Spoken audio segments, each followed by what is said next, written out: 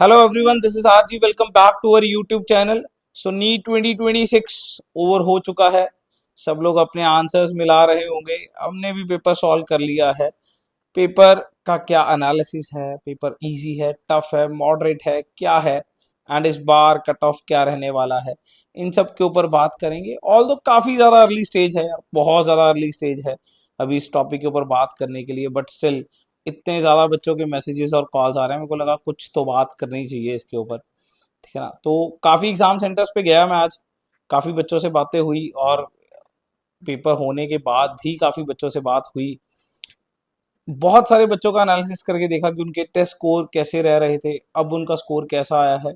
तो उस बेसिस पे जो मेरे को लगता है कि एक कंपैरिजन हमने तैयार किया है, एक एक्सपेक्टेड कट ऑफ जो हमने कंपेयर करके देखी है कि क्या होनी चाहिए, तो उसके ऊपर बात करेंगे। ऑल्दो ये बहुत अर्ली स्टेज है, हम एक दो दिन तक तब तक सबके कह सकते हैं ये शुरुआती रुझान है, थोड़ा थोड़ा सा एक दो दिन तक क्लैरिटीज होंगी इधर उधर से कि क्या क्या स्कोर्स जा रहे हैं बच्चों के, उसके ऊपर बात करेंगे। मैंने एक पोल भी डाला हुआ है इसके रिगार्डिंग, तो वो पोल पे भी आप आंसर करिएगा, तो सो दैट हम एक अच्छा एनालिसिस निकाल सके। खैर, एनालिसिस पे चलते हैं पहले पेपर के। सो जैसे ही बच्चे पेपर से बाहर निकले, बहुत बच्चों से बात हुई, तो देवर सेइंग कि पेपर बहुत इजी था, पेपर बहुत इजी था, पेपर बहुत इजी एक्चुअली में इस कॉन्टेक्स्ट में था कि 2025 से इजी था। एक्चुअल में इजी कितना था ये बाद में धीरे धीरे करके जैसे जैसे बच्चों से बात करी, मैंने खुद भी केमिस्ट्री का पेपर सॉल्व किया है, तो इन जनरली अगर मैं बात करूं तो फिजिक्स तो नो डाउट 2025 से काफी ज्यादा इजी थी। ठीक है ना। तो मैंने बेसिकली ये माना है कि एक नेट एवरेज स्कोरिंग में फिजिक्स में तो डेफिनेटली एक बेनिफिट जाना चाहिए, तो वो मैंने 7 to 8 क्वेश्चंस का एक नेट बेनिफिट लिया है फिजिक्स के अंदर लास्ट ईयर से। उसके बाद चलते हैं केमिस्ट्री में। केमिस्ट्री का पेपर मैंने खुद सॉल्व किया। पेपर मतलब बच्चे कह रहे हैं कैलकुलेशन में टाइम लग रहा है या लेंदी है, एक्चुअली में केमिस्ट्री में बहुत सारे मैच द कॉलम्स है, और वो इतने इजी कॉन्सेप्ट से आए हुए थे, इतने इजी कॉन्सेप्ट से, और बहुत सारे क्वेश्चन तो ऐसे थे कि एक ऑप्शन मैच करी और यू गॉट द आंसर, दो ऑप्शंस मैच करी यू गॉट द आंसर, आपको चारों चारों सॉल्व करने की जरूरत ही नहीं है। तो नेट मेरे को केमिस्ट्री बहुत ही ज्यादा इजी लगी, बट स्टिल मैं मानता हूँ कि 2025 के मुकाबले केमिस्ट्री इजी थी। इतनी भी इजी नहीं थी कि 2024 को बीट कर सके इजीनेस में। फाइन, तो 2024 जितनी इजी नहीं थी। स्टिल मैं केमिस्ट्री में जो मैंने लास्ट ईयर एक वीडियो बनाया था जिसमें मैंने ये बताया था कि कितने कितने मैं माइनस कर रहा हूँ, सो दैट कट ऑफ गिराई थी लास्ट ईयर मैंने।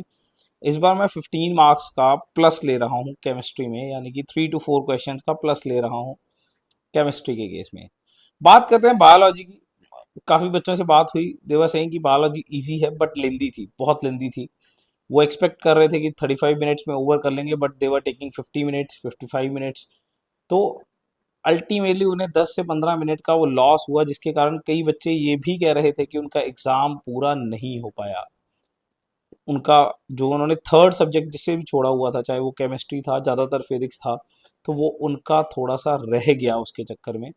तो ओवरऑल बायो को लेंदी माना गया, बट टफ नहीं कहा बच्चों ने, टफ नहीं कहा है उसे। फाइन। तो ओवरऑल मैं अगर पेपर को बोलूं इसमें, तो बच्चों ने इस एग्जाम को थोड़ा सा लेंदी माना, बट टफ नहीं माना। टफ के पीछे मैं एक बहुत बड़ा रीजन ये भी मानता हूँ कि 2025 का पेपर काफी मुश्किल आया था, तो बच्चों की एक्सपेक्टेशन जो थी वो काफी इसलिए थी कि ऐसा ना हो कहीं एकदम से मुश्किल आ जाए। और 2-3 दिन पहले एनटीए ने ट्वीट भी करा था, that's not your school exam, तो थोड़ा सा अवेयर रहिए। हम भी बार बार वीडियोस में कह रहे थे कि बी अवेयर। ऑल्दो मैंने बहुत सारे पेरेंट्स को जो भी मेरे से बात करते थे आज एग्जाम सेंटर पे, एग्जाम से पहले भी कई बच्चों ने बात करी, तो मैंने उनको बोला कि उतना टफ नहीं आएगा। फाइन, तो उतना टफ तो नहीं आया है। तो ये ओवरऑल पेपर लेंदी कहा जा सकता है, but still it's easy to moderate type of exam था। ठीक है ना। इतना ज्यादा कोई बहुत ही ज्यादा इजी, केमिस्ट्री तो इजी थी, और फिजिक्स भी रिलेटिवली इजी थी, बायो लेंदी थी। तो ओवरऑल मैं पेपर को मॉडरेट मानता हूँ। ठीक है ना। बट नीट के लेवल के हिसाब से थोड़ा पेपर और मुश्किल बनाया जा सकता था, बट ठीक है जैसे भी हुआ है। तो इस एग्जाम में अगर मैं एनालिसिस की बात करूं, कट ऑफ की बात, तो ऑल इंडिया कोटा में मैं मान के चलता हूँ, जो मैंने सिनेरियो बनाया है, लास्ट ईयर 525 हमने कट ऑफ की बात करी थी, although it's a very rough scenario, हम बात करेंगे इसके ऊपर एक दो दिन बाद, दोबारा भी बात करेंगे। So what I am expecting कि ऑल इंडिया कोटा की जो गवर्नमेंट कॉलेज की सीट है वो इस साल तकरीबन तकरीबन 600 मार्क्स प्लस माइनस 10 पे जानी चाहिए, ठीक है ना।